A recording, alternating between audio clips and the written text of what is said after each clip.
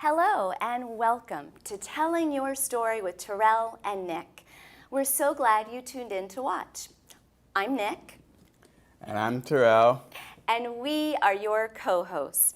And we have an extraordinary woman dropping by the show today. She is very awesome. She is Patricia Brown, President and CEO of National Children's Center.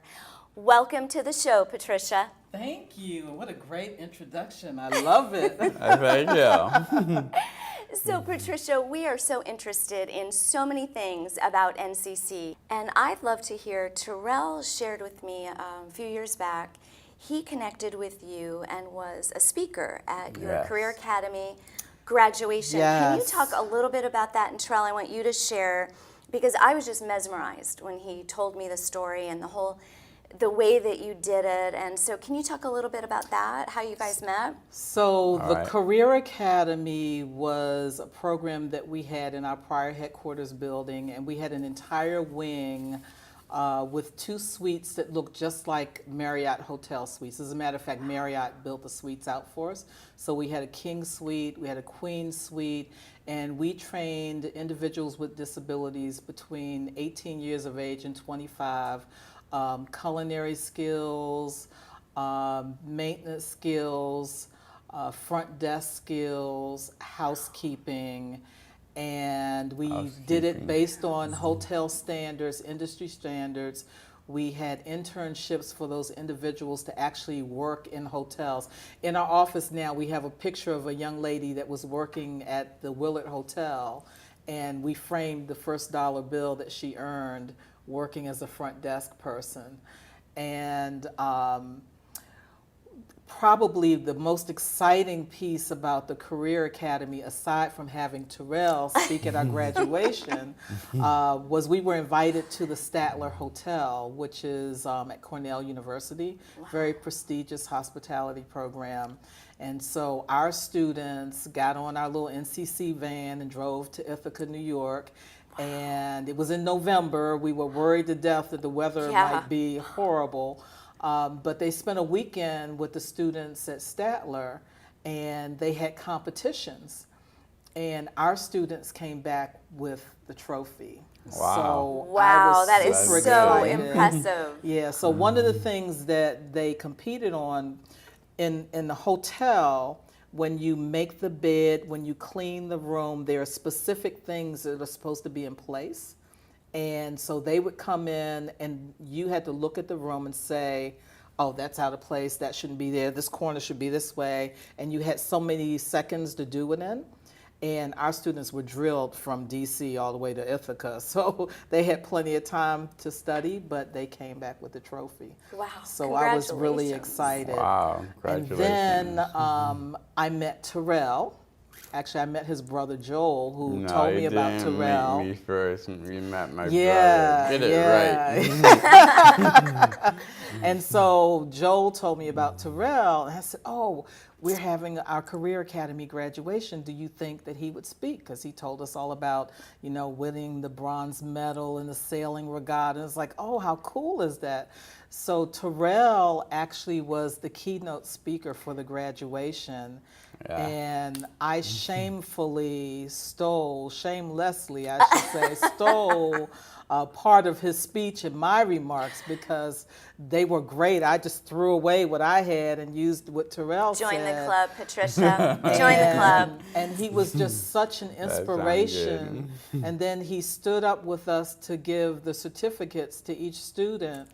And he reached out and he put his hand on their shoulder and he encouraged them to be strong and to stay strong. Yeah. And be true to who they are. And I just thought that was just so amazing. So, yeah. Yeah.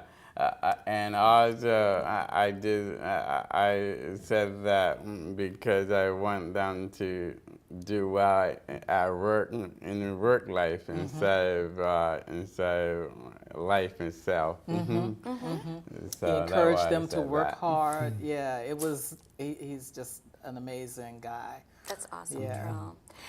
Patricia, can you talk about, we were really interested, NCC really serves and supports individuals the whole lifespan. So can you Yeah. talk a little bit about that? So National Children's Center, and we're trying to evolve to NCC because we're not national, we don't support just children, and we're not just one center. Right. So 60 years ago, it started with children, and that was back when the institutions were closing and they were creating community-based programs that would be more nurturing and caring and empowering and compassionate. So NCC was birthed for children. Okay. And as the children grew, NCC added more programs to follow them through their lifespan. So we started out with just children, and as they got older, we started to do employment readiness and employment services and day habilitation so that they could come and learn life skills. And then we developed a residential program for adults. So today we started 8 weeks with our Early Learning and Early Intervention Center in Southeast Washington, and then we have residential group homes in Montgomery County, Prince George's County, and the District of Columbia, in addition to our day habilitation program. So 60 years later, we are no longer just children, we're everybody. Whew, that's incredible. Wow, that's amazing. I know, and I am so interested. You have so many unique programs. Can you talk a little bit about the gardening program that you have? So the Early Learning and Early Intervention Center is this beautiful 75,000 square foot building on 4 acres of land in Southeast Washington, D.C. We today have 184 babies with and without, and I should not say with and without disabilities because I don't like that word, with differing abilities.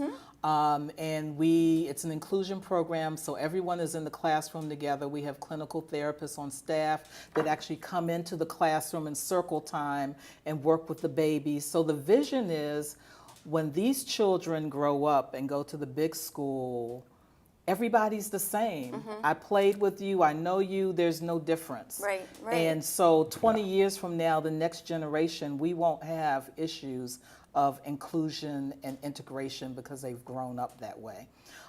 So Southeast DC, Ward 8, where we are, is a food desert. There is one grocery store for 85,000 people. And so we wanted to create healthy food options for the children, and the thought is that we help to change their eating habits early, and we teach them where food comes so that they will embrace vegetables, carrots and tomatoes and green beans and all of those things. So we actually have a garden curriculum, and they've helped to plant many of the beds. So we have 65 raised garden beds of everything that you can imagine. And this year we introduced bees.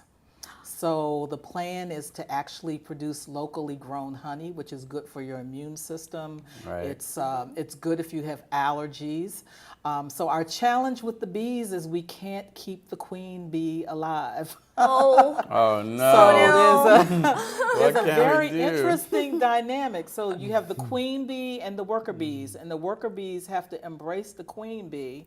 And the queen bee is how you produce honey. So the first queen bee we got, they killed the queen bee. we will be. Oh So wow. that we're going to have to come back to that. We will be right back. Terrel and I are having a fabulous conversation with President and CEO of ncc.org. And we have to get back to the bees. So very quickly, Patricia, those bees clearly have not gone through the amazing programming at NCC because they did not implement your extraordinary inclusion program. Did the bees find new queen yet?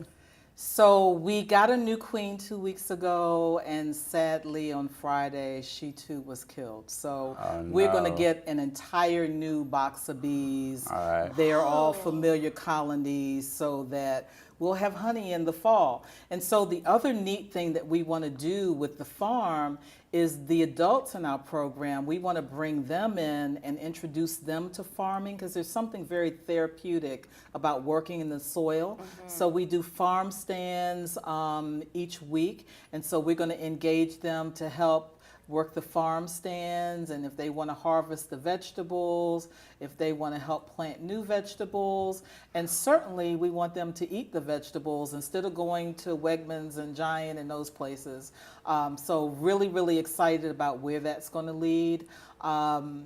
We have our day habilitation program in Silver Spring, and we're doing life skills and travel training, and we're really working to fully integrate those individuals into the community. So we're a community-based organization, and years ago when they started community-based organizations, they moved the organization to the community, but the individuals did not necessarily integrate into the community. So we are working to change that.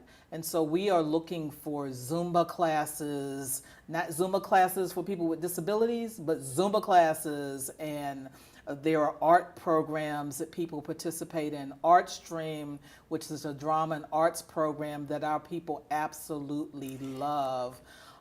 So we're just really, really tickled about that. And then our residential homes have staff that work in those homes that are like family for the individuals that we support. So we're just, it just could not be a better place for me to be. That's amazing. Yeah, it really, that's that's true. wonderful. Patricia, you can put Art Stream and Zumba together if you want. Mix it all That's up. a great idea. I like that. That's good. That's really good. I like that. I'll have to mention that. Yeah, Patricia, you should go for that. Yeah, I will mention that. I might even try to get in there myself and do a few steps. All right, that sounds good. Good, healthy. Yeah. Patricia, can you talk about, I know that your programs all come from these core values and inclusion, compassion, empowerment. Can you talk about how you thread those three through these programs? So every program that we do is inclusion. Nothing is segregated. So the babies learn together in the classroom together in the same space.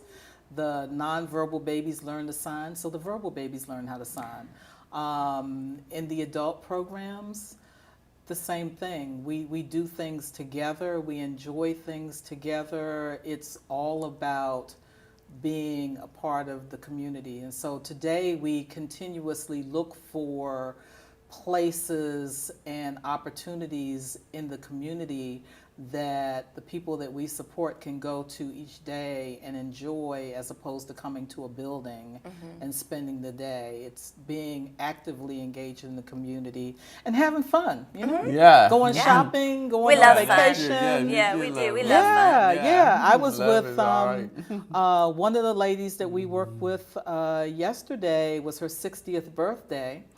And she is probably on, well, I don't know what the weather, if that changed, but she was supposed to go on a dinner cruise tonight to celebrate her birthday. Ooh. Oh, And I wow. wanted to Sounds go. Good. Yeah. So, you know, inclusion is just critical. So people think about inclusion and they think about gender and race and age, but it's also about people with differing abilities as well. And so we really want people to fully understand that. So that's inclusion. In order to do this work, you have to have compassion. And so every person that works for NCC, when I get a chance to go and be a part of the program, you see the compassion. I mean, they don't work in this business to be rich, to make money. It's to make a difference in people's lives. And the love, it just exudes from their very being. And lastly, it's important that you empower people to be self-advocates. And so that's why those three words were so important to us, and that's why they're our core values, because it's important that we have inclusion, that we're compassionate, and that we empower. So we don't serve anybody, we help them to do what it is that they want to do and live their best life. And if I were to tell the truth, I think that I am more blessed by being in their presence than the other way around. I totally hear that. I totally understand that. Can you talk a little bit about what can the community do to support NCC? Well, funding is always an Yes, issue in the nonprofit, nonprofit space. And when I came into the organization, and we still are to some extent today, very heavily relying upon the government funds. And you hear in the news all the time battles about Medicaid funding and all of those things. And we don't want to change what we do. So we are working diligently to create a funding arm that includes private donations and fundraising that we haven't done in the past, so that we can bridge the gap between what we get reimbursed through government funds and the money needed to do quality programs. So July 25th, can I talk about that? Sure. So Yeah, July you can. 25th, we're going to have our first charity golf tournament. And we're really, really excited about that. So it will be an opportunity for people to come out and have a good time and support a great mission at the same time. So we are trying to tell the story, and we want people to support us financially and also as volunteers. There are volunteer opportunities to work with our children, to work with many of the programs. The arts programs, just, any number of things. Just call us up and tell us what your skill set is, and we will find a place to put you, is my thought. All right, Patricia. About volunteers, what do you do when you look at the people before you volunteer? Oh yes, volunteer? everyone must have a background check. Okay. I thought so. Yeah, and That's a great question, Trump. And Yeah. there's a great deal of training that goes into working with individuals depending on what it is that you want to volunteer to do. So yeah, it's not one of those places that you can just walk in off the street and volunteer. Now, if Right. you want to work in the farm, you can. Okay. Because that's just about fitness and, lifting and digging and planting and all of that. So Right. that's okay. But to actually interact with the families and the people that we support, you can't just, we need to know who you are. Yeah. Make No, sure you're a that's- good person. I thought you had to do that. Yeah, that's a great question. Yes. Can you share about the website so that our audience who will be listening today, and I know will be very inspired to learn more about NCC, can you let them know where can they go to get that information? They can go to nccinc.org. Okay, excellent. Yep. Well, that is all the time we have on Telling Your Story with Terrell and Nick. Thanks for joining us, and thank you to President and CEO of NCC. You are extraordinary. Thank you for the opportunity. It's been my pleasure. You're doing Yes, you're incredible welcome. work. Yeah, it's really inspiring to me, and I know to Terrell, all Yeah. of the work that you are doing and leading this organization to their next levels. Where do you see it in 60 years, real quick? Where do you see NCC? In 60 years, we will leverage technology to enable people to be even more independent than they are today. And we will be leading the way and telling the story and advocacy so that the community is aware and embraces everyone with differing disabilities, differing abilities, I should say. So I'd like to tell people we want to kick the dis out of disabilities. All right. All right, that All right, sounds great. yeah. So that's that the sounds goal. great. That's the sounds goal. great. So thank you, and to our audience, remember, wherever you are in your life, Keep moving forward. thanks everybody. See you next time. All right, bye-bye.